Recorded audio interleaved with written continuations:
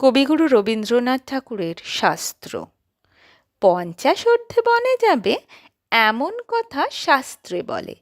আমরা বলি বানপ্রস্থ যৌবনেতেই ভালো চলে।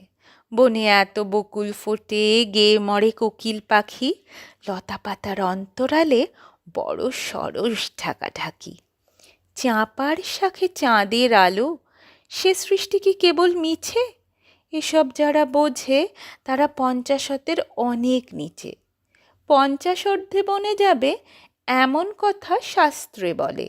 আমরা বলি বানপ্রস্থ যৌবনেতেই ভালো চলে। ঘরের মধ্যে বকাবকি, নানান মুখে নানা কথা, হাজার লোকে নজর পারে, একটুকু নাই বিরলতা। সময় অল্প, ফুরায় তাও অরসিকের আনাগোনায়। ঘণ্টা ধরে থাকেন তিনি সৎপ্রসঙ্গ আলোচনায়। হতভাগ্য নবীন যুবা কাছেই থাকে বনের খোঁজে, ঘরের মধ্যে মুক্তি যে নেই এ কথা সে বিশেষ বোঝে।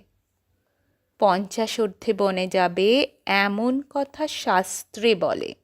আমরা বলি বানপ্রস্থ যৌবনেতেই ভালো চলে। আমরা সবাই নব্যকালের সভ্য যুবা অনাচারী, মনুষ্যাস্ত্র শুধরে দিয়ে নতুন বিধি করব জারি। বুড়ো থাকুন ঘরের কোণে, পয়সা করি করুন জমা, দেখুন বসে বিষয়পত্র, চালান মামলা মকদ্দমা। ফাগুন মাসে লগ্ন দেখে যুবারা যাক বনের পথে, রাত্রি জেগে সাধ্য সাধন থাকুক রত কঠিন ব্রতে। 50 ঊর্ধ্বে বনে যাবে এমন কথা শাস্ত্রে বলে। আমরা বলি বানপ্রস্থ যৌবনেতেই ভালো চলে।